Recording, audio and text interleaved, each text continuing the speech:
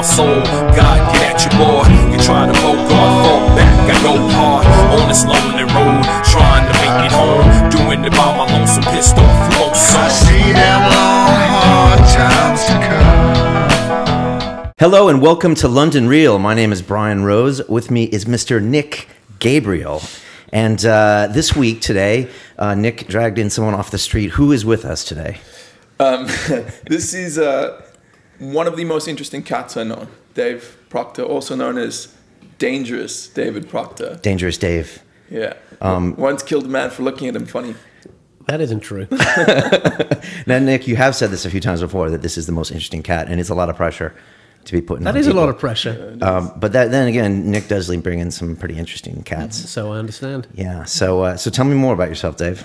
So what am I? I'm an occasional jiu-jitsu man. Do a bit of rolling with Nick. Okay. What belts are you? If you mind I'm me a asking? purple. I'm a purple Oh, wow. belt. Okay. Yeah, That's quite a bit of rolling. But since I got my purple belt, I haven't rolled very much. I'm a researcher by profession. Right. I run a research agency with my wife, a little company, and we look at, as we were talking about earlier, a lot of government comms, government adverts, that sort of stuff, evaluating with the general public, seeing what they think about them, This is how we can interesting. improve them. He mentioned earlier, he was talking about that they have different letter types for the different socioeconomic groups that the government tries to target, right? And you were talking about someone that's like an E-. Oh, you shouldn't say that. I know. But we just did. Oops. Okay. Is No, we're that just not talking about official? socioeconomic groupings. You know, So is E minus impoverished? Yes, yeah, it's kind of off the radar, below the general sort of social Jesus, strata. man, I feel like I'm E- every now and then, dude. I think you are sometimes. Depends how big the night's been, you know. I guess you have. I mean, you have to define it, and I mean, I know it might not be politically correct, but you do have to define these groups. Sure. When you target these ads, right? Yeah, exactly. So every ad we see, like by the NHS and things like that, you know, it needs to be evaluated as how effective it is. Exactly. And that's something that you do. Yeah, exactly. So we go out to the various target groups. We talk to them about what the ad is saying to them, what the takeout from the ad is, how they're going to react to the ad, and how they're actually going to change their behaviour. So if it's stopping smoking, you know, what their uptake is, what their understanding is, their comprehension of the advert, and then what they're going to do about it, and how it influences them, their friends, their family, that sort of stuff. I always wonder about some of these ads. Like NHS did a non-smoking ad like a couple years ago where they showed like your blood, and it was like this thick brown oozing blood in your veins. For smokers. Do you remember that ad? Powerful, Yeah. very powerful ad. Yeah. But is that powerful? Because we were talking earlier. I used to smoke and he used to smoke. I quit in 03. You quit in 97. You said, right? And Alan Carr, which is the book I read, It's the Easy Way to Stop Smoking. He said those ads don't contribute to someone stopping smoking, because it's an addiction and they can't see. It's like if your buddy dies of heroin, you're going to do heroin the next day. This is what Anthony Kiedis said from the Red Hot Chili Peppers. One of his guys overdosed and he did heroin the next day. Sure. And he's like, how stupid is that? But he said, I couldn't help it. The guy dying didn't change my addictive behavior. So that's my question to you. Do you think those ads, those shock ads, can change an addictive behavior? I think given how many... There are so many advertisers vying for the public's attention and the consumer's attention, so that if they don't do something that has some shock element, and actually what they try and do is they try and adjust shock elements through the life cycle of the ad or through the smoking cycle. So it might be over 10 or 15 years they'll go for a very high shock to low shock, and you saw that typically with the HIV campaign when it started here in this country in sort of like the mid to late 80s. The first campaigns were incredibly powerful, terrifying, dark, somber ads. Really? You know, with head in hands and people sort of almost sobbing, just realising they caught something that's going to end their lives. And clearly the cycle of communications has had to change, because that sort of powerful impact, you know, that kind of approach is not going to work forever. It's going to fall away. So they go through cycles, if you like. But you have to get people's attention. You've got a very, you know, the consumer has what, 3 to 5 seconds attention span before they're on to the next thing, right? Everybody's like that. That's why it's hard to get people to watch the whole show. Sure. Yeah. 3 to 5 seconds. That's from a visual ad. We finished now, right? Yeah. Do you not think? I mean, in terms of what, you know, how long do you look at a piece of paper for? If you're reading a magazine, how long do you actually scan, you know, a magazine? How long do you actually check out the right page, because you never look at the left page? How often do you look at and stay with an ad on the right page? Well, I read a study the other day that said 3 to 5 seconds. Like there's a part of our frontal lobe that's starting to change because of our internet usage. Because with whenever you're web browsing, like your concentration pattern is is so disjointed because you just see a new link and then you click through to it and it's a whole new body of information that's completely different to the thing you were reading before. And it's rewiring our brains. So like, I can completely agree with that, you know? Yep, there was a guest on Rogan's podcast a couple of times ago. I forgot his exact name, Jason something, but he said, Joe was like, oh, someday we're going to be like kind of have our technology merged into our physical self. And he's like, it's already happened, dude. He said, you have an iPhone, and you have Google at your fingertips. You don't have to memorize anything anymore. He's like, you have a wireless communication device that you can check facts and communicate with anyone. He's like, it's already happening. You know, we're already changing as people. Our brains are changing. Yeah, you don't have to memorize anything anymore, do you? You just Google it. Yeah, I mean, remember when I was a little kid, I had all my friends' phone numbers stored in my head. Yeah. You know, now I can't remember a phone number because that part of my brain is atrophied. You know, like I don't use it anymore. So, I don't know if it's atrophied. Actually, your brain isn't atrophied, Nick. Not yet, you know. But it certainly will be. You know, as you get older, post 40. But no, that is interesting about the you know, the phone number thing. I mean, how many of your girlfriend's numbers can you memorize? Don't start with me, Dave. Yeah, not on the show. not now. But seriously, you know. But when it comes to telephone numbers, I have lost that ability. I know I could rekindle it if I practiced memorizing a number, but Why would you memorize a number these days? why would I memorize? It's in my phone, right? I just type. Why would it you in. memorize anything these days, really? Good I mean, with Google like that. I mean, you used to have friends back in the day that could spout off who won the World Series in 1947, and that's no longer needed, is it? You know, it was either Socrates or Plato, one of those big-time Greek philosophers. They strongly believed that memory, or having a good memory, was one of the keystones of enlightenment, and that was one of the hallmarks of an enlightened man. And dude, if I look at my memory, it's nowhere near what it should be. Hey, Dude, when someone says Google it, it's the biggest conversation stopper ever. Be like, oh, do you know who that was? Google it. And then it's like, okay. So it's affecting our communication, isn't it? What about spell check with kids these days? I mean, spelling, I think, is important. I think proper spelling is important. But, like, should a kid have to learn how to spell now for 6 years of their life when they type in the iPhone and it tells them? And it's automated and it's autocorrective and all the rest of it. But going back to ads, you were talking about, you know, memory. Yeah. You still see those adverts, you know, improve your memory, though, in newspapers. Do you not? I mean, I don't read in daily newspapers. So, I don't remember. Hey, but but you do, right? You can still see that those adverts still exist in newspapers. Improve your memory. Yeah. No, so that memory must still be something to someone, you know. Well, I mean, I think if you're having a conversation with someone, it's important to have a good memory and to know things Certainly and helps. to remember things. How do you guys my question to you is, if you want to remember something, what's the technique you use to do that? There's those guys that memorize like complete. There's like these crazy memory. There's a memory contest, and what they do is they put a memory into a visual story they tell in their head. Like they go to grandma's house, and this object is here, and this object is there, and there's like contests for that, and that's how these guys. Mostly autistic kids, aren't they? Maybe. Darren. Think about that. Darren Brown. Yeah. Darren Brown is that guy who's he had a series of shows called The Trick of the Mind. He's an entertainer, but he incorporates elements of neurolinguistic programming, hypnotism, a whole bunch of other stuff. And in one of these feats of his, he displays incredible memory skills, and he describes how he did it. He has a room in his mind that's filled with a whole bunch of weird objects like statues and books and shelves, and whenever he has to memorize something, he hangs it on something, on one of these objects in the room, by associating it with that object. And I mean, I've tried to use it, but to mixed results. It's quite interesting. Seems like you got to be really good at that. Yeah. Because like, how do you use the room again? Do you have to place things different places? So Dave, is there something that you've learned being with the insight that you have in your industry that you could like tell us? I mean, I know you said earlier that stopping smoking is like a journey. It's not something you do once. It's not something you get from one ad. And you said earlier something like it takes 17 times to actually quit smoking on average. Well, you know, these are all things that the government doesn't want to tell people necessarily, especially if they want to get people to embark on a quit journey. You were talking about Alan Carr. Yeah. Alan Carr has always said and always maintained that adverts don't stop people smoking. They have to actually embark on their own personal quit. Now, if you decide that tomorrow, you know, or, you know, I'm going to stop smoking, that isn't going to work. You've got to actually map it out, plan it. Right. Plan all of it. Just Alan Carr, by the way, wrote a book called The Easy Way to Stop Smoking. It's a very famous book. I know Ashton Kutcher read it and stopped smoking, and I read it and stopped smoking and didn't smoke another cigarette. But is that not a journey into sort of loathing the cigarette? I mean, I've not read the book, but it is. Loathing the whole he process. He talks about it and how it's a little addiction and how you get a spike of nicotine. And actually, if you injected direct nicotine directly into your veins, it would actually kill you. It's a really powerful drug. And I would always find that after I smoked a cigarette, like 30 seconds later, you just feel like shit because you have these withdrawal symptoms from the nicotine.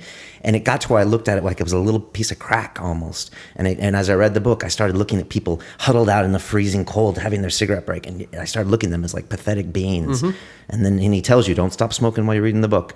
Just keep smoking, stay with me. And then at the end, so maybe that is a bit of a journey. Exactly. So, you're doing the same thing with advertisements. We're not, we're comms specialists. So we look at advertising campaigns. We look at comms campaigns, internal and external comms campaigns.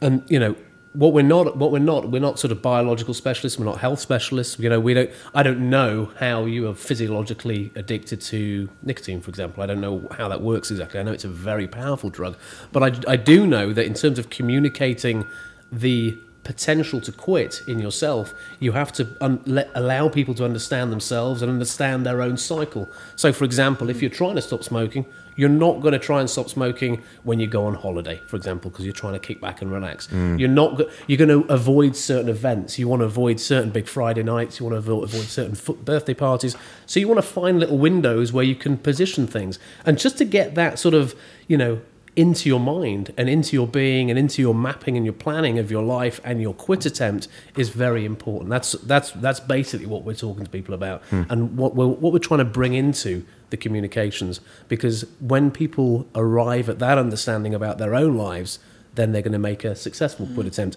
Although the evidence is that when you do try and stop smoking, the average number of quits before you successfully quit is 17. Now, clearly, you can't tell people that because people go, well, hey, I'm not going to quit smoking. Well, I'll quit it'll take me 17 times at least. So I won't even try. Also, you said the NHS can't talk about this book, Alan Carr's book, which has a pretty high success rate. It's probably very low, 10 or 15%. But you're saying they can't endorse it because it doesn't work for everyone, right? Correct. Yeah. So the government can't always tell you what the truth is. Well, it's a partial truth, isn't it? Because it's only working 15% of people. I'm not taking the government's position, but it's just they have to be, and this is the difficulty of government communications. They have to be everything to all men. Now, clearly, what works for one chap isn't going to work for another. What works for disenfranchised, doorstep youth in Shoreditch is not going to work for a Chelsea. Couldn't they just list it as an option? Look, this book has worked for some people. This has worked for some people. What do you guys think of GPs talk about it, but it's not in this sort of generally recognised official, communications. Okay, that's interesting. They'll push people towards it. Yeah. What do you guys think of the dissonance between the fact that our government, or most governments, they'll spend millions of dollars or pounds on these quit smoking campaigns, and yet you can walk into a store and buy a pack of cigarettes, and a portion of that money, the excise duty, goes to the government. I mean, and some of that money for lobbying the government. In the States, the tobacco lobby is huge. Exactly. Why not just, if they really cared about our wealth and our health and our well-being, ban them? Just ban cigarettes. Just like they ban marijuana? Yeah, because because marijuana is so bad for you. I think we need less government in this world, right? Yeah. But my point is, surely you can see that there's something wrong with the system. As in, they're making money off of it? Well, they're making money off it and then telling us to stop. Meanwhile, a lot of times they increase the taxes in order to get people to stop buying, right? The sin taxes on alcohol. Yeah, but they're pricing it, or they're pricing elastic, right? I mean, people still buy them no matter what. If you're addicted to nicotine, you'll pay 20 quid for a box of cigarettes if you have to. How much are cigarettes now? £8, £9 a pack? I don't know, David. They went way up in the States as well. Yeah. They went from like $2 to like $6, $7 a pack. I know in New York they did too. The really interesting thing about smoking as well is that, from an NHS perspective, the lifelong smoker dies very quickly. Oftentimes, they don't necessarily go through a protracted, lengthy end-of-life illness. They just keel over and die, right? But what the problem is that you get so many other issues through the life of a person, maybe in their 40s and 50s, and maybe lots of other health disbenefits that accrue to that individual, that they become disproportionately expensive to the NHS. But in terms of end-of-life, mostly, 40 20, 30, 40 cigarette a day smokers just keel over and die. No. They just drop dead. So actually, they're less of a burden end of life, but they're more of a burden through their lifespan. So there's lots of interesting issues around that. The tax issue, which you're talking about in terms of Altria and British Allied and Philip Morris, they're growing a product and they're selling a product. And it should be legal. People should have a choice. If they Yeah, want to I agree, but I mean, don't be so. Well, it's hypocritical about it's it. hypocritical. Yeah. But an interesting thing Jeremy Clarkson always says is when people claim that sick smokers put this huge burden on the NHS, they forget that I don't know what the figure is, but the revenue from tobacco excise duties far exceeds the cost to the NHS of looking after sick smokers. Ken Clarke was on the board, wasn't he, for a long time? Who's Ken Clarke? I'm not familiar with him. He ran for the leadership of the Tory party. He was the Chancellor of the Exchequer in the 90s. He's a senior politician in this country. He's a darling. He's a real sort of he's not a working man, but he's a real common man of the Tory party. Has been for a long, long time. He's a good guy, but he's been on the board of some some of these companies. Yeah, of course. A lot of conflicts of interest out there. Yeah. Before you got here, Nick, Nick and I have talked about ayahuasca every now and then on different episodes, and we're more fascinated and intrigued. And we actually had an economist that worked for the Home Office who went and tried it when he thought he was going for a detox retreat. Right. Really interesting guy. And he told us about his experience. And I was mentioning to you earlier, and I think the big ingredient in ayahuasca is DMT. And Nick and I were talking about it because we want to maybe have some reflection and get some clarity on our lives, right? And maybe get an idea of which direction we need to go, and maybe actually go there. Look at you, Dave's laughing. I'm laughing my tits off. Is that ridiculous? Yeah. And do you have some experience with that? And can you tell us why you're laughing? I've never tried ayahuasca. Okay. But I've tried the active ingredient in it a few times. I've d.m.t. smoked it. Yeah, okay. Yeah. It's quite a few years ago, actually about 9 years ago, and I did have some pretty out of body 360-degree vision, and sort of just the all of the energy in the universe, just literally the tendrils of my mind just expanding out. It's the most powerful drug I've ever experienced. I could hear conversations in different houses around where I was living. I mean, it's verging on madness. It's a 10 to 15 minute high, the most intense high. I remember dosing up on this stuff, just smoking a hit, and then looking to stand up and just collapsing back into the sofa and just going, oh my God. A friend of mine was just blasting this pipe down, and he got absolutely loaded. But within 10 minutes, you're out and you're clear, and you're literally straight back to the way you were until you then go to bed, and the next day you feel like you've been lobotomised. It is quite a terrifyingly powerful drug, because the trip itself is incredibly intense, incredibly strong, and the only way I can describe it is having 360-degree vision. Insane sense, and I had a very small dose. Was it scary at all? No, not scary at all. Okay. But it was. But it is. The ingredient was. I think it was. I don't know how much it was. I think I bought a gram of the stuff. I think I did about a quarter of a gram, and just couldn't face the rest of it. I mean, literally kept it in my freezer for about a year. Wow, it's an incredibly powerful thing.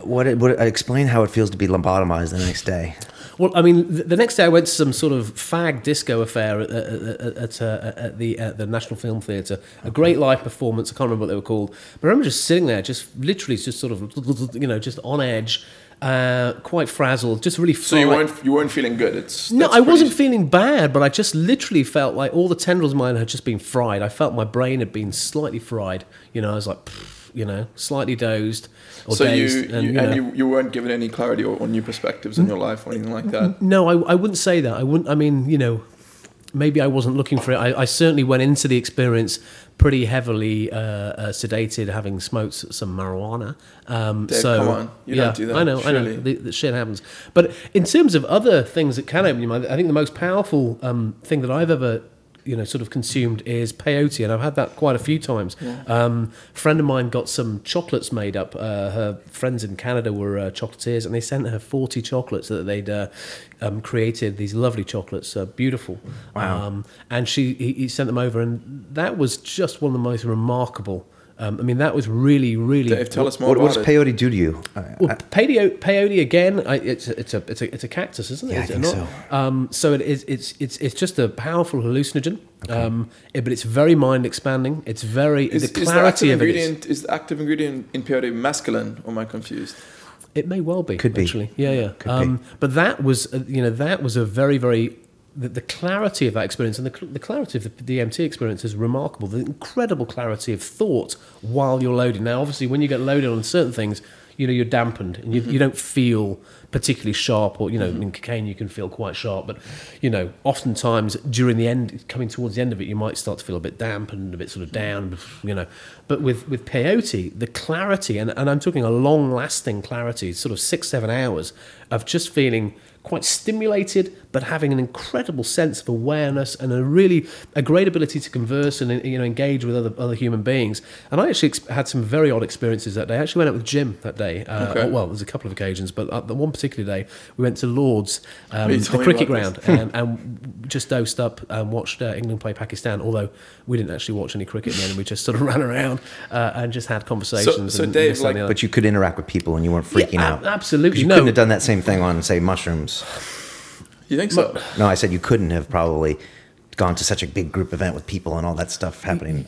A little bit tricky. Or some acid, it can be a little bit difficult. That you want to do more, like you said, with close friends or a closed environment, in nature or something. Get into nature and don't be hemmed in, and don't be certainly in a hotel room freaking out about what's that shuffling behind the door. Isn't that exactly what you did?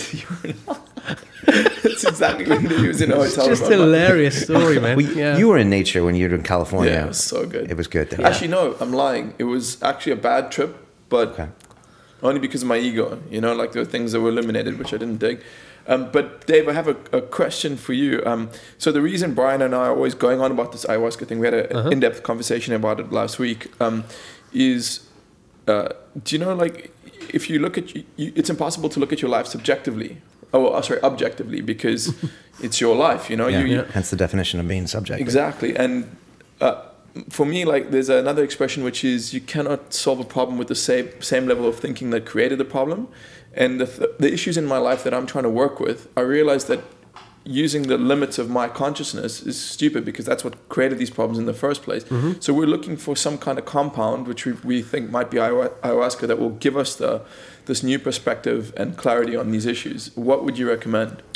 I wouldn't, because I'm not taken by the whole sort of shamanic approach to spiritualism and and that mind expansion that supposedly goes on. I just look on these things as recreational. I'm a Western human being that is not in the desert, in Mojave Desert or wherever. You know what I mean? Okay.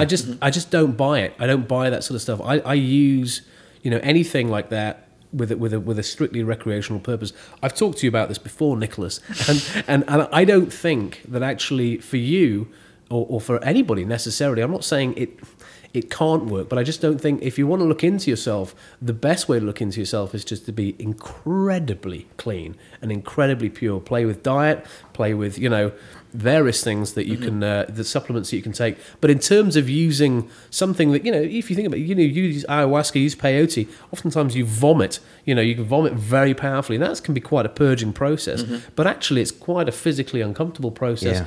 And, there's physicians that say to you, if you're vomiting, that is not a good space to be in. It might take you somewhere. And certainly when I first did mushrooms as a sort of youth, multiple times, I was, just vomited heavily because, you're poisoning yourself, basically. You were poisoning yourself. Yeah, so, I'm not... Did you not find after those mushroom trips, though, that you kind of had a different perspective on things? Or that, okay, I'm curious you to say no. Tim Ferriss says that every year, Tim Ferriss, 4-hour body, 4-hour work week, says every year he does a big chunk of mushrooms as an ego reset. Right. So he does them with some friends, and he just says it's an ego reset. It takes him down and makes him a little bit more humble, and makes him look at the way he's treating people in the world. Do you think that you don't agree with that? No, I do agree with that. I'm just saying I wouldn't necessarily go down the road of thinking something is going to be revealed to me, or I'm going to understand myself in any profoundly new way as a result of taking something that's supposedly mind expanding. I actually think most even psychoactive drugs are not necessarily mind expanding. They give you a perception of mind expansion, but they're not expanding your mind. They're actually contracting and shrinking the brain function in many ways. Do you really think so? I do think that, yeah. And that's from multiple and varied experience. And I don't consider myself a a hardened drug user. I'm way too healthy, and I've got way too delicate a constitution for that anyway. But I've played with lots of things over the years, certainly in my when I was a student, and those sorts of things. So I've got some experience, and generally I find they dampen rather than expand. And that's. It's an interesting perspective. I mean, I think sometimes doesn't Nick make and for great conversation, but that's just the way that's the a way good I see perspective. I think Nick and I sometimes I'm like, wait a second, we're putting way too much pressure on this ayahuasca thing to solve all of our problems. You should try it. You should definitely try it. You should definitely check it out. I mean, I was speaking to Brian last week. I was like, I'd found this thing in Peru, and I was like, I'm booking the ticket. Thought you were I'm going. I don't care what anyone says. I'm going to do this. And then there's like 7 different ayahuasca ceremonies over 12 days. This wasn't like a one-off. Sure. So then all I get from once I've sent Brian this email, I just get like a one word reply, which is just forums.ayahuasca.com. So I click through to this link, and there's some very, very positive stories, but there were also some very, very negative stories. And I just thought to myself, if it goes, the problem is if it goes wrong, it goes really wrong. You're saying some guy had some demon following him around for like weeks or something? That kind of stuff doesn't really bug me. What bugs me is until it happens. Yeah, I don't want to be the dude who's like in a straitjacket in a padded room that's a burden on his family, man. Just don't want to be that guy. Yeah, who wants to be that guy? We're all different blood groups. We're all different types. We all have different personality types. You will have 2 highly individual, very different experiences and very different takeouts, if you like, from your experience. So they might be entirely negative for you, Nick, probably quite likely, and they might be entirely positive for yourself, Brian. Why would you say they would be negative for Nick? Just toying. I agree with you, but everyone's a tough guy when they're not on the jiu-jitsu mat, huh? No, well, it's the only time I get to talk. We'll pay back. No, but seriously, it's. You've got to be cognizant of that, and you've got to be really aware of that. And what's going to work for Peter isn't going to work for Paul. Well, it's a pretty valid opinion, huh? No, it's good. I like a little controversy. Because we've had one other guy that had taken it, who he ended up stopped smoking and stopped drinking for like 7 months or something. And I was like, so you chose not to? He's like, no, I just didn't. And it was just really interesting. Right. And I saw this special on last night, Discovery Channel, where this guy was a former heroin addict, and he took Iboga, which is you watched it? Yeah, it was on last night. I mean, crazy. I don't watch that much TV, and it was on. And Iboga is like, it's not a sister drug to ayahuasca, but it comes from Africa, and it's got similar things. I don't know if it has DMT in it or not. And I think it's Ibogaine is the active. Ibogaine, yeah. It had solved him of an 8-year heroin addiction, and he was giving it to heroin addicts in Canada because he couldn't do it in the U.S. legally. And he was watching them, and he's like, yeah, you just got to watch them, and they can't be doing anything else at the same time, because if they have heroin on them and they do that, he said they go really crazy. And, wow. But he was saying some of these people, it just cures them. It does. Yeah, but he said it's not a nice time when you're on it. Sure. Yeah. But well, I mean, then again, the government would never tell you that, right? You just look for one addiction after the next, or one fix to whatever your psychological ailment is. People go through, you get these therapy junkies who just go from one kind of therapy, from Jungian to Freudian, whatever, It's an addictive personality. Well, they're just looking for one of the solutions. I just sometimes think that we're kind of obsessed with all the choices we have. Yeah, we've had these conversations before, and so we look for a new remedy, when really the remedy is just sat right down the seat. In fact, I said to Brian the other day, I was like, maybe we just have too much time on our hands. First world problems. Yeah. Yeah, that's true. Yeah. Of course it is, yeah. And life is very comfortable. Very comfortable. PissEasyLiving.com. I recommend the website. Oh, check it out. No, it doesn't exist. But, it should be out there, because we have such a comfortable existence. Ridiculously comfortable. But at the same time, that comfort brings with it this whole new host of problems that replace the physical discomfort that we endured as a more primitive species. Right, like how do I eat? How do I not get killed today? And how do I protect my baby? And now we're more like, how come I can't buy that that new Porsche? Exactly. How come? What? Lots of status anxiety issues, all that sort of Maslow stuff, where we're all self-actualizing. We're wondering how the next guy is self-actualizing to a fuller, better extent, and has he got the yacht or the great girlfriend or the whatever, or the promotion, whatever. Aren't those problems just as real? Well, but they're not physiologically oppressing, are they? They're not taking you into a space where your health and well-being is actually, your well-being may be, but your health isn't threatened particularly. But you can mental get health. Anxious. Mental health, definitely, yeah. But I'm talking physical health. Just how you're functioning as a human being. If you're not eating, you're going to die. You're not drinking water, you're going to die. Yeah, you but, know? I'm going to get your take on this. I used to work in the city, and I'd take out clients, and these were traders in the city, and all with making various amounts of money, but usually lots of it. And I would be like, well, why are you doing this job? And they'd be like, to make a lot of money. I'd be like, but why do you want to make a lot of money? Yeah. And I'd ask them about 5 questions in, and it would always come back to something like, I want to show my dad that I was something. Right. I want to show my high school buddy that I made it, or I want to get the girl to like me. But there was always something behind all that.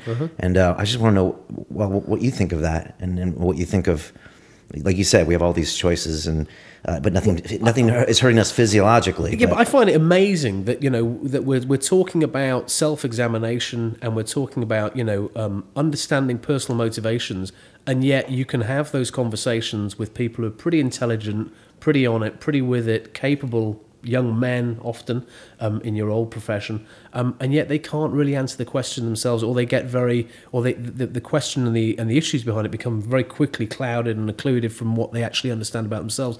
Isn't that, to me, isn't that just curious? Well, I don't find that. I find it is curious, but yeah, they can't always answer it. Like, I don't know, they can't, because how many people have actually? Okay, so from a certain perspective, these people are just lacking self-knowledge, right? I mean, sure, they've been been churning around in their mind over and over certain things, but how well do you really know yourself if you haven't sat down and meditated or spent quiet time for like several years?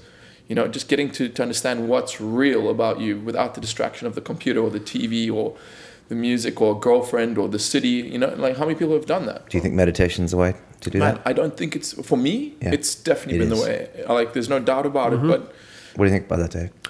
Oh, definitely. I've never done any sort of meditation myself, but my partner has.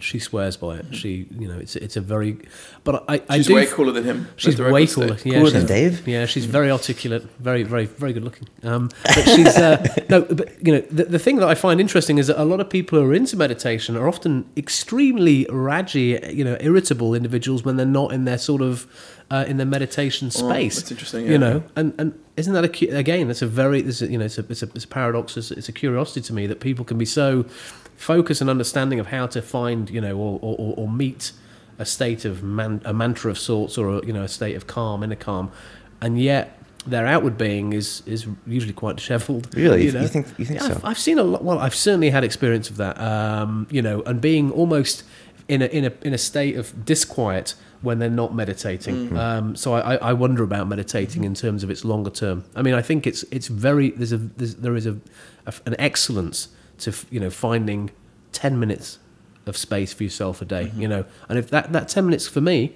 can just be reading before I go to sleep, that's just me.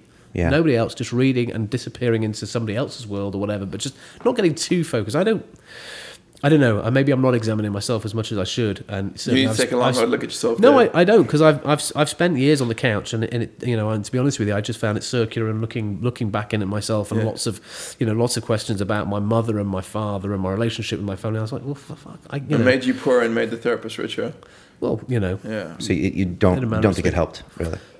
Well, personally, I found it was quite useful. There was a lot of self-examination, and that was quite useful. What I have also found, though, is that for a number of friends of mine who have been into therapy, they've come out as people that, not that I didn't know as well, but that I didn't want to know as well, because they became quite, self-obsessed and just sort of speaking about themselves endlessly. And whenever they wanted to reflect on something, or whenever you confronted with something, or whenever there's an issue that they had, that they'd revealed to themselves through their therapy, and then and then something happened, they would start talking to you about, well, that's not right for me, and they would change in something. You'd be like, well, hold on a minute, this isn't the guy I used to know. This is a completely different person, and actually, I don't even like this person. Getting a bit annoyed. The reason I'm reacting this way to you is because I've had these long issues with my dad and my mom, and let me tell you more about it. And just shut the fuck up. Shut up. I don't want to know that. Let's just have a bit, whatever. Brian, I've got a question for you, man. I like Dave's kind of like the anti.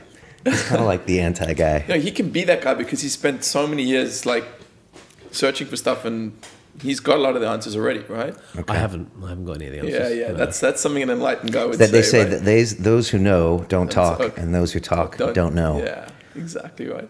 But I got a question for you, Brian. What would the... I don't know who says that. I was thinking about this on the way over here on the tube. Yeah. And what would you're 41 this month, right? I'm turning 41 in May, funny enough. Okay, and Dave, you are 41, right? I am 41. So I'm gonna You're missing out, Nick. put the question to you, and then to Dave. Okay. What single piece of advice would the 41-year-old Brian give the 21-year-old Brian? God, 21-year-old Brian wouldn't listen. But one thing I do always say when someone says that they're too old, and I'm too old to do this, is I always say, okay, pick up your phone and call yourself plus 10 years of age. So say you're 45. Pick up your phone and call 55-year-old self and say, I'm too old to do this. And the 55-year-old will say, I wish you'd just fucking done that because now I'm too old to do this. So like, and I ever hear someone say that, it's just all perspective, you know, because the 55-year-old will be like, you're 10 years younger. You can do whatever you want. But what would I tell the 21-year-old? Yeah. Oh, man, 21-year-old wouldn't listen to me, I don't think. You reckon? But what would I tell him anyways? Yeah, well, I mean, first of all, I don't think he would listen. That. I don't think he would listen to me because when I was at 21, when I was in my youth, and it was fuck you, I'm right and you're wrong, and I'm a little bit angry, and I'm gonna go do this shit, and that's what I was doing, and that's why for many years I wouldn't go home for Christmas. I would just spend it alone in a fucking Chinese food restaurant, and because I was like, I'm just gonna tough this out, you know, and I'm just gonna do this and do that. So I don't think he would have really listened to me, but it's a good question. Maybe I'll think of an answer. Okay. How about you? What would I say to myself as a 21-year-old? Or a 31-year-old? 41, maybe 21, I think. Let's start there. I would just say value the friendships that you have. That would be, you know, because I probably let go of a lot of friendships and a lot of associations through being aloof and, you know, and kind of, you know, devil to the hindmost, I know best, you know, I am right. I am man, you know, right. I am pulsing male. Nothing can stand in my way. Whatever stands in my way, I'll run through it, knock it over. I might even run around it occasionally, but basically nothing will get in my way. Yeah. And so relationships fell by the wayside. And there's quite a few people that I've met, certainly college, before college and during college, that I'm not in touch with now, that I probably should be in touch with because there were some good people there. There's that lyric from that Sunscreen song, which is... the older you get, the more you need the people you knew when you were young. And I think about that often, man. It's like, and the preceding lyric is it's something about stay close to your siblings. They're the people closest to you. And the older you get, the more you need the people you knew when you were young. And that makes a lot of sense to me, man. It definitely, when you say it with relationships, it definitely makes a big difference. And I see it with myself as I get older. I value... those relationships more, and like it's really weird. Like I grew up at university. I was at a fraternity house with 50 dudes. It was 50 guys, ages 18 to 22, and we lived together and ate together and partied together and studied together, and we had no supervision. And I left that thing after 4 years, being like, "Fuck this institution! It's all bullshit. It's a Greek brotherhood, but it's not really. Everybody hates each other." But now I'm reconnecting them with Facebook, and like, you know, I'm friends with like all of them, and like we forgot all the little dramas, and we remember that we had a relationship, and we went through some stuff together, and like it's really weird. And I spoke with a 70-year-old friend of mine who used to work with my dad. His name is Errol Payne, and he said, Brian, he's like, when you're born, you go compete. And he's like, and then once you compete, you should go forth and multiply. And he said, Brian, when I look back on my career, and he was an entrepreneur and, you know, I think a ruthless deal maker. And he's like, what matters more is not the deals I did, but just the people I did it with. He's like, that's what I think about. Yeah, that's cool. That's really cool. Yeah. But would that change the way you live? It couldn't change the way you live at 21, would it? What was that guy? Change the way you live? Yeah, I guess so. What was that guy? The aviator. What was Howard Hughes? Howard Hughes. I mean, look at that dude. He was super wealthy, but he ended up like estranged, pissing into bottles in his bedroom. You know, like he wouldn't touch anybody because of germs and didn't want to see anybody. Come on, dude. Does anyone consider that a successful, fulfilling life? Because I sure as hell don't. No. Do you know what I mean? What happened to him? I don't know, dude. What did happen to him? Got too wealthy. He self-medicated to death, I think. He did. Well, he got other people. Look at a lot of people did that. They're talking about, you know, Whitney Houston recently, Elvis Presley, Amy Winehouse, MJ, Michael Jackson. Yeah. What is it with fame? Well, you know, I have a theory about that. Let's hear your theory. Let's have it. As you become famous, you're not accountable to anybody anymore because everyone loves you for that fame that you are. So nobody can pull Michael aside and say, Michael, your skin is white and your nose is fucked up. And he's like, I'm Michael Jackson. I can do anything I want. And so I think they get so desensitized to that, and they don't love themselves anymore, obviously. And then so Whitney Houston can get away with 3 different doctors giving her prescription pills and an entourage around her that will give her yes men all day. There's There's no What do you feedback. think? There's no positive feedback Like, for them. you're accountable to your partner. You're accountable to your kids. They're going to be like, Dad, you suck today. Yeah. Your partner's going to be like, you suck so much. If you don't change your behavior, this isn't going to happen. And that's valuable to you, so you will change your behavior. You modify. Yeah, exactly. Your friends Yeah. as well, right? Yeah. Well, yeah. Not many of those. No, Most of those all in my 20s. But yeah. what were you going to say? No, I was just thinking about. I wasn't going to say anything. I was just reflecting on You know, something. there's a someone once said to me that people's psychological age is frozen, or famous people's psychological age is frozen at the age which they became famous, because then they stop having to do anything for themselves, right? Interesting. So Michael Jackson, think about the dude. He was 10? famous at 10. Jesus. So he was a 8? 10-year-old, yeah, for the rest of his life. And I know like one or two famous people, and you know, when everyone like kisses your ass for long enough, you eventually start to believe it. You start to like think that you're perfect. And I actually, Brad Pitt says fame is a bitch, a curse I wouldn't wish on anyone.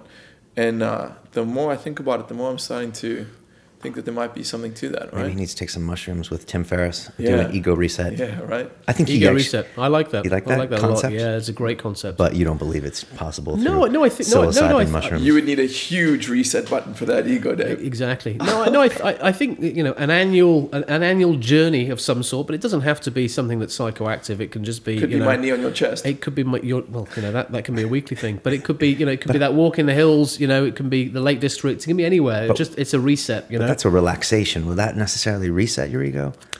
yeah, I think it will. I think it'll achieve the same thing. I don't necessarily think that you have to pile a load of drugs into your system to do Okay. that. I think Neon Chest, funny enough, is a great ego reset. Oh, and Nick and I, we've had some other guys that train jiu-jitsu on this show.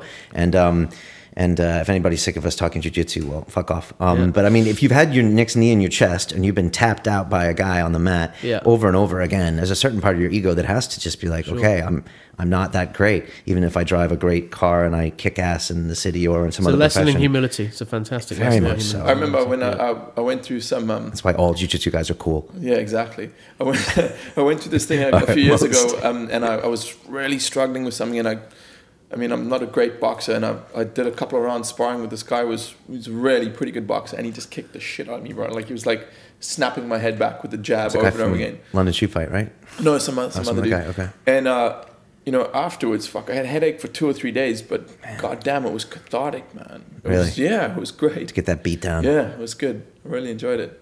Wow. Yeah. So, Dave, tell us more about you, man. What is your philosophy on life? My philosophy on life. Yeah. Oh wow. What's going on in your head in the last couple of weeks? I don't know. Crikey. Well, I told you before I started, not much. I've been painting for the last week, so I've been literally thinking about, pains But under not my Picasso fingernails. painting? No, okay. No, I've been decorating. So Do you have a creative outlet? no, I don't actually. Curious enough, and I don't think. I've always sort of eschewed the kind of creative life and all that, but actually, I do enjoy creative things. My creative outlet really is entertaining my children. I've got 2 boys, 7 and 9, and keeping them sort of, performing really. How do you and do that? enjoying them. Just lots of stuff. Are boys hard work? No, boys are really easy. They're one-dimensional. Yeah. They're just black and white. They just want to break stuff, and they want to. They're like pinballs, You just point them in a direction, they just shoot off, and then they come back again. Girls are much more complex, manipulative creatures. Oh, no. Especially young girls. Yeah. Getting so much flack for that. But it's true, though, right? It is true. Especially as children. I'm getting major feminist backlash from all females in my life. I'm happy to hear that. From that further proves our point, right? One of our previous episodes of women being manipulative. Yeah. I've seen. Yeah, I mean, you got. You don't even have any daughters, and you're saying that. No. I love a daughter. I've got a wife, sure, but no, I love a daughter, but that hasn't happened. So I don't think I want to bother any more procreation in this life. Certainly not. Okay. Dave is another thing that we haven't mentioned about him. An aspect of Dave is that he's a pretty good investor, and one of the things I wanted to chat to him about. No, I'm not a good investor. Not on current trade, but anyway. The man who knows doesn't talk. Yeah. So it's really cool for me to have both of you guys in the room, because I'd love to hear both of your opinions on the global economy and what's happening in England as well. I hear so many conflicting reports. Dave, what do you think is going to happen to this country? I noticed I was chatting to a friend last night, and he said there's a statistic that food has gone up 30% in the last 2 years. And the more I thought about it, I started to realize... Energy's gone up. Yeah. Energy's gone up hugely in the last 10. In the US, I think it's doubled in the last... And it's gone from something like 10 to 20% of a household's income is spent on energy now in the US. Commodity prices have gone up, yeah. Gone crazy. I mean, China's eating a lot more meat, and there's a lot, their whole middle class is developing, and they want high-quality food. They don't want to eat rice anymore. Sure, I mean, same in India. Yeah. But in terms of global economy... It's muddled through, and it's basically picking the least bad options. Really, I mean, obviously the Greeks have got to sort their shit out. What is it, March the 20th? I think they've got to get their next austerity deadline. Yeah, if they don't burn the place down first. Well, they're going to burn the place down, whatever. The reality is, you fire that many people and you remove their pensions that they've worked all their lives for. They're going to be very upset about it, and they're going to kick off. But it's.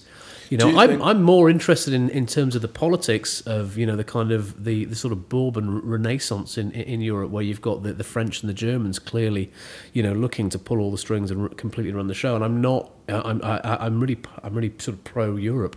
I have a European sort of background. My mother's German, so But in terms of, there is something going on in Europe at the moment, which is I'm not. It's fascinating. Isn't it? It's fascinating. I'm not sure it's for the best necessarily. I mean, the Germans are getting everything they achieved in the middle part of the World War II, but now they're doing almost in a financial way. I mean, they're basically going to be controlling the Greek government, and when you control the purse strings, you control everything. Yeah. So they're doing. Do you guys anticipate a global war like in the near future? Because a lot of global conflict. Yeah, there's an information conflict already. So can you explain that a little bit more? Yeah.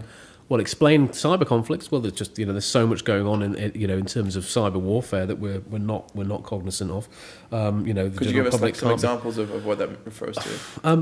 Not especially between nations. Yeah, well, China, India, the Russians, the US especially, and the elements of Europe, the British supposedly, but I'm not sure they're ahead of the game. They're pretty much behind the game, and sort of they're like the tail on the big American dog, as far as I can see.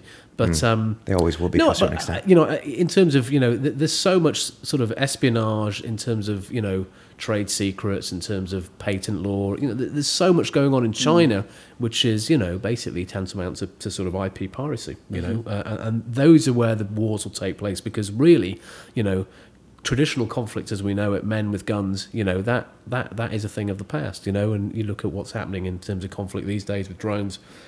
Clearly men don't need to be in the field of battle. Yeah, I mean, that's part of the whole strategy now of the U.S. military is they want to limit it down to these very specific strike teams, like the guys that killed Osama bin Laden. Drones. It takes 100 people to fly one of those drones. Wow, I had no idea. Yeah. They're all flown out of these huge places in Nevada, and there are these huge complexes, and these people flying them, and they take off in Afghanistan, and there's these guys in Nevada that are. I mean, why would you need 100 people though? Refueling, monitoring all the pictures, IT support, all the IT support. Yeah. 100 people. All the logistics of it. There's a huge process. I actually met a very interesting guy in Montenegro a year ago.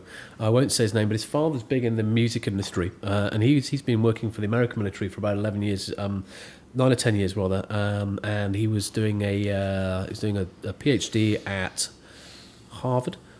Really smart kid. He just talks to me about the way that the viral sort of warfare that's been going on with the Americans. Basically, they shut down pretty much the whole of the Iranian nuclear capability about a year ago, 18 months ago, and it's been out in the press subsequently. The Stuxnet virus. Yeah, with the virus. And they just computer virus. Yeah, it blew out their centrifuges so that it like oversped them and broke them. Yeah, broke them. Incredible. I had no idea. I think it's an Israeli-American created virus. But basically, all it was doing was a virus that was just looking for. All it was there was an outage in an Iranian plant, and basically what happened was they had this virus just spinning around the World Wide Web, just looking for Siemens. Name of a Siemens product. Siemens product. Siemens product, and when it found it, it just went in and just melted it, spun it out of control, sent it, and just fucked it, absolutely ruined it. And in doing so, they pretty much put the Iranians back probably 3 or 4 years. Yeah, they reckon a few years. And obviously the Israelis are up to all sorts of more traditional nonsense, just killing people. But that's Iranians too. Yeah, that's going to be the next interesting conflict is Iran and the re-rise of Persia and how they're going to take over because we've left a huge hole in Iraq now. Saddam Hussein was a horrible guy, but he kept Iran in check. And now they want to move in because traditionally Persia controlled all of Iraq and all of Lebanon and the big Persian Empire, and then it got pushed back. And Persians aren't Arabs as well, you see. That's the thing, we sort of conflate. Persians aren't Arabs, They're very, very different. I found out a few years ago. And they're Shia Muslims, and they don't like the Sunni Muslims. And, not at all. Yeah, not at all. And it's a big conflict. And it's going to get more interesting. We're putting sanctions now on Iran, and they're freaking out. And I wonder why that part of the world just can't get it right. You know what I mean? They're acting in their interests, and the threat of a nuclear missile gives them power. Look at North Korea. The threat of them having that nuclear missile makes us sit down at the table with them and with all their nonsense, parlay, and give them food for their starving people, which they tell the people are given to them because they love the dear leader so much. That place is crazy. Yeah, it's crazy. North Korea, I'd love to maybe visit. Tibet, Burma, everything that goes on there. The despots that are running the place. I'm very afeard of what's happening with Israel and Iran at the moment. Okay, you think it's going to blow up? And that Strait of Hormuz, where there were 30 or 40% of the oil ships from Saudi Arabia, Iran could shut that thing down in probably 24 hours with mines and with boats, and that would kill the global economy. You would see the price of oil would just rocket, and you would see, and you couldn't find it. So the global economy would be recessions like 5-10% drops in GDPs. And it would be a mess, and it would be. But you're talking about. We were talking about perceptions, we were talking about communications earlier, and I think it's very interesting in terms of what's happening globally with the economy. There is certainly a perceptions gulf. There's certainly a gap in terms of what people know is happening, at the ground level, the man in the street, people who are working, the amount of money they've got in their pocket, and what we're hearing in the media, and certainly what's being put out by government, Could you explain that? Because we talked about that before. If you tell people enough that you're in a recession, they stop spending and create a recession. Well, you've definitely got that. We've got, you can talk your way into a recession as well as out of it, and certainly, we have in this country, certainly in the UK, we're very sort of, we're quite negative, we're quite cynical naturally. Yes. Whereas in the US, certainly some of my friends who live over there, so just believe you're going to get out with it, get out there, and you're going to muddle through, and you think it's going to get better, and they will do eventually. Yes. But I do believe we're in a 10 to 15 year cycle where we're not going to get out of things too quickly. Foreclosures are still rising in the US. People aren't selling property. Real estate is fucked, and it's one of the 4 critical foundations of any economy, especially in this country, more so than anywhere else in Europe. And that's why we've always had these problems with getting into the euro in the UK, because so much of our individual wealth is tied up in property. And property more so in this country. Because home ownership is more traditional here than, say, in the continent. No, that's what I mean. Right, that's what I'm saying. So, and in America, it's the American dream. In America, it's it's what you do. Absolutely. But so here in the UK, I'm just hearing more and more, and certainly our own experience of work in 2012 has been a very tough market, really, really tough. Agencies that we compete against are not competing on quality anymore. They're just competing on price, which is, when you're just getting into a Walmart sort of, or Asda sensation of just saying, or mindset of just saying, look, the only way we're going to win this job is on price. Cut price, kills you. It kills quality, and it kills it kills so much in the economy. Now, that's not to say we can't get creative, and people don't get creative, and indeed through adversity, man will prevail, and creative thinking is the way through adversity. But I get a sense that the economy is right down on its knees here. And the stock market wouldn't tell us that, but the stock market's way ahead of what is actually happening in the real economy oftentimes. What do you think of the UK economy? Do you think it's going to slowly deteriorate? Is there any revisions? I mean, I look at the UK. I love living here. It's all great, but I just don't see the innovation or the creativity that I see coming out of like the US. It just seems kind of the whole traditional attitude of why bother. Right? We have a wide bother culture. We have a big problem with welfare in this country. The welfare revisions, rather like the healthcare reforms in the US, that is the hot potato, the white elephant, really, or that nobody politically wants to deal with. Because I didn't realize how socialist this country really is. It's insane that people, able-bodied young men. And I know there's 25% youth unemployment at the moment, which is a terrible, terrible thing and a massively wasted resource. Yeah. But, so many people have been able, and there is a culture in this country of not working and getting away with it. And that to me is just sad. It's not, I find it tragic. I don't find it, abusive particularly. And people are just going to do what they can to get away with those things. But going back to you know, what's happening in the economy, I think, you know, we've got a really, really flatlined economy. We've got no innovation. We have no manufacturing base. That was dismantled in the 70s and 80s, really. And it was, you know, we go back to old Margaret Thatcher, you know, the industrialist favourite. Not really. She just dismantled all of our heavy industry, all of our mining industries. And, you know, if you don't have those, if you don't have raw materials, okay, we had this incredible financial centre, 40% of our GDP or whatever came out of the city. That's gone now as well. It's gone. 20%. That will still provide 20%? 20% of GDP comes from the city of London. Yeah. 20%. Excuse me, 40%. So still high. The financial services was huge, right? In terms of you look at financial service, you know, you've got Leeds is still got a pretty big financial services sector, Edinburgh and all the rest as well, of it. And Edinburgh is huge. With, Manchester, you know, I think, has some. Standard Chartered and all the rest of it. So, you know, I'm just really, really concerned, deeply concerned about where we go in terms, because we're not going to produce anything. We can't produce. We can't compete against the Chinese. Should we try to compete against it? You can't compete against the Chinese, so you need to do other things, right? I mean, in the U.S., we can't compete. There was a great article in the New York Times recently, and it said that in China, they can set up a manufacturing plant and hire 25,000 skilled engineers to run it. And it said, if you tried to do that in the States, you couldn't hire 2,500 skilled engineers to move to some little village, manufacturing village. You just couldn't, there's just not the manpower like there. You were saying about, you know, the middle classes in China, you know, there's now whatever, I don't know how many, there's 1.3 billion Chinese now, and there's probably 200 million rather,